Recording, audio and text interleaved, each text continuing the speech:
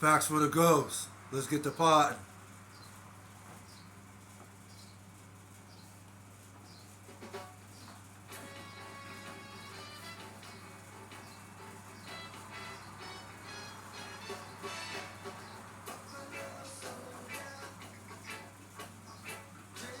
How y'all doing?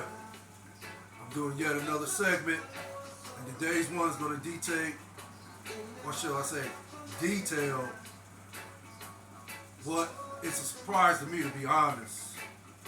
If you want to call it a beef, I guess you can call it a beef, but me personally, I haven't even heard Michael Jordan's response yet, if he even has responded to the comments Scottie Pippen has recently made regarding Michael Jordan as a player. And yeah, I like to think most people in today's society heard exactly the comments Scottie Pippen made towards Michael Jordan, if that makes sense.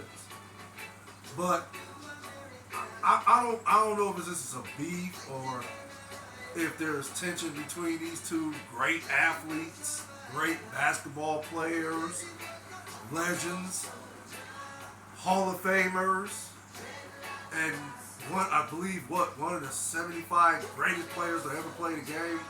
I know they were top 50 back in my generation, but I don't know if they made the top 75 list. I would like to think they did, so I would have to do my homework on that. But and to Scottie Pippen's credit, I honestly, this is basically my opinion, solely my opinion. I don't think Scottie Pippen does get enough credit for those 6 championships that him and Michael Jordan and the Chicago Bulls won back in the early '90s to the late '90s. Last championship, I believe, was in '98 when Michael Jordan hit the iconic free throw line jump shot over Byron Russell. Yeah, some people say it was an offensive foul, but hey, that's basketball. At least that's how I was accustomed to playing back then. Hey, it is what it is. Michael Jordan still hit iconic great shots to win that 6th championship, and I believe it was in '98. And of course, it was over the Utah Jazz in the NBA Finals that year. But again, I don't think Scottie Pippen gets enough credit because of Michael Jordan's greatness. Period. Everybody knows that Michael Jordan is definitely one of the greatest, if not the greatest, to ever touch a basketball. He basically changed the culture of basketball. He gave the NBA the brand that we know of today, if that makes sense. He was the face of Nike. I mean, I'm pretty sure y'all went out to see the movie. Me, I'll probably wait for it to come on Netflix, Peacock, or one of those famous apps that you can watch movies and so forth on. But yeah, I believe that, and like I said, this is kind of a hard subject for me to talk about because I respect both these great athletes, period. As far as in basketball,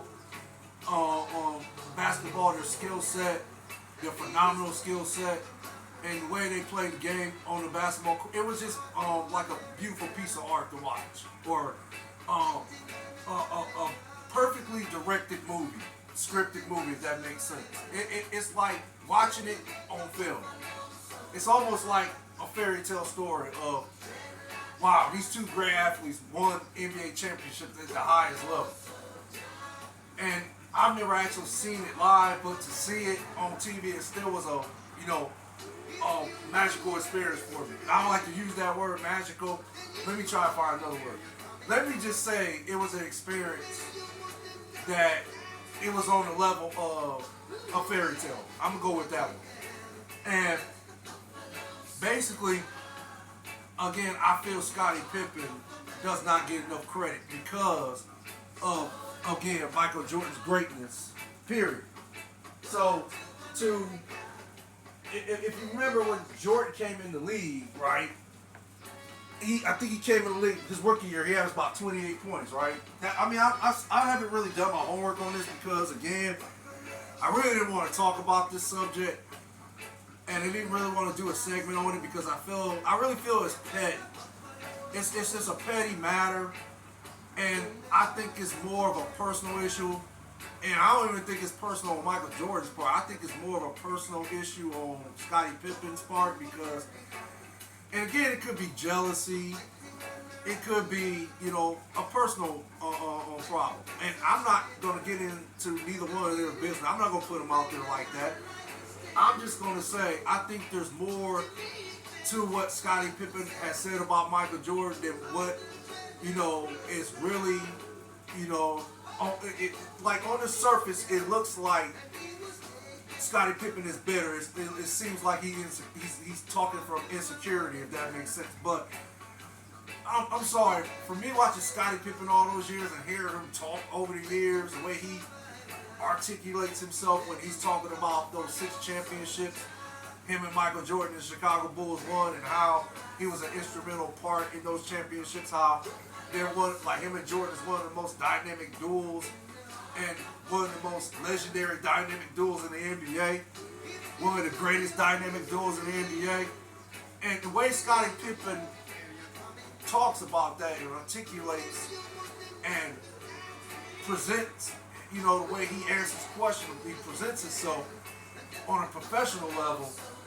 No, I can't say that he's insecure. I can't say, for me, and I could be wrong, hey, he could be insecure.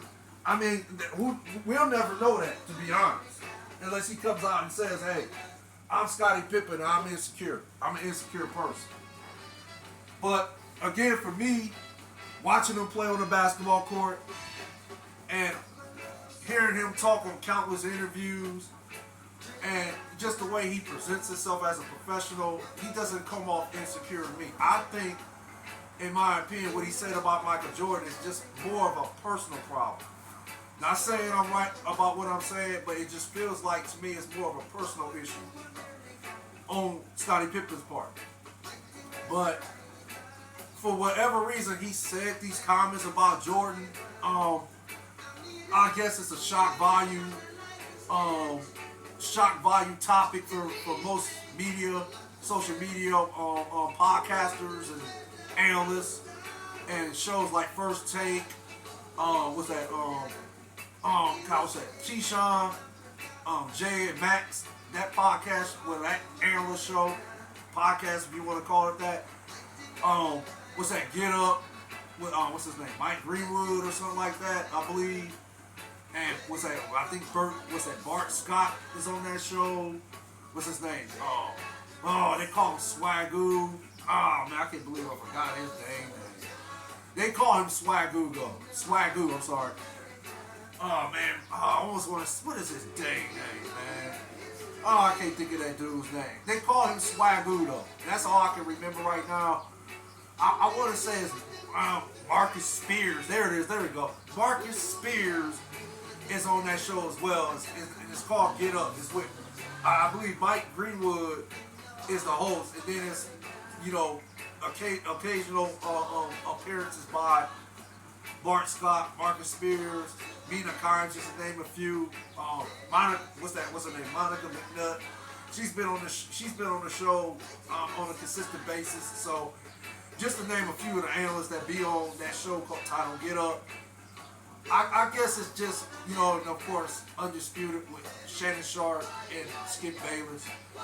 I guess it's just material for them to use in order to attract viewers for these particular shows to watch on TV for entertainment purposes and so forth, ratings and so forth.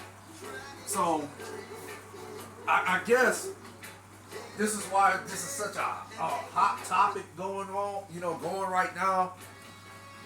And like I said, again, for me, I just think it's more of a personal issue with Scottie Pippen. And again, I'm not going to get into my reasons why, because I respect these two athletes, these great athletes. I'm just not going to put their business out there. It's their business. If they choose to put it out there like that, that's on them. It's their life. Let them live their life. Let them do what they got to do out here. But yeah, the comments by Pippen was kind of like trivial. The only word I can think of, and I'm trying to be nice about this too, I'm gonna say that it was just a foolish comment on Scottie Pippen's part to say that Jordan was horrible before I got there. And he also said he was all one-on-one, shooting bad shots, and all of a sudden we became a team when we started winning. Well, okay, yeah. I mean, that's actually a fact. As far as in Michael Jordan was more of a one-on-one player and so forth. But if you look at those Chicago Bulls teams before Scottie Pippen got there, before Phil Jackson got there, before Steve Kerr got there, Luke Longley, before Ron Harper got there, man, I can go on and on. Bill Whittington, B.J. Armstrong, Craig Hodges, Bill Cartwright. Before these guys got there, and then of course the owner, Jerry Krause, God rest his soul, before all these things became equal for the Bulls teams were bad. I mean, they had players that didn't know that at that time nobody in the NBA respected. And Michael Jordan was just that dude. He had the killer instinct then. Michael Jordan wanted to win at any cost, by any means necessary. Quoting the legendary God rest his soul, Malcolm X. Jordan wanted to win at the highest level.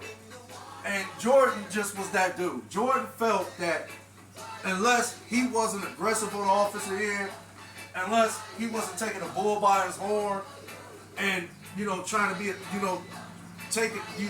basically being the leader of that team, and then later became officially the leader of the team, being the guy who put the Bulls over the top to win those 6 championships. Those teams were bad before all this took place, before all these things became equal. Those teams were horrible. If you want to say anything was horrible, Scottie Pippen, you should have said those teams Jordan was on was horrible, because those players, I don't want to disrespect them players, because at the end of the day, they weren't NBA players. So let me just say that those players did not gain the respect of their peers in the NBA at that time. So all the focus was on Michael Jordan. Stop Michael Jordan, will beat the Bulls. Simple as that back then. So you got that going on until, again, Scottie Pippen and the rest of the crew arrived. So, of course, Jordan had to grow into the player he became. He had to grow into the legendary, great Hall of Famer, 6-time NBA champion, 6-time MVP, right? He had to grow into this player. And of course, in anything in life, your talent gonna take you so far, but growth is what actually is gonna eventually put you over the top. Maturity is eventually what's gonna put you over the top. So, of course, Jordan had to learn how to do this, right? Jordan had to learn along the way. Jordan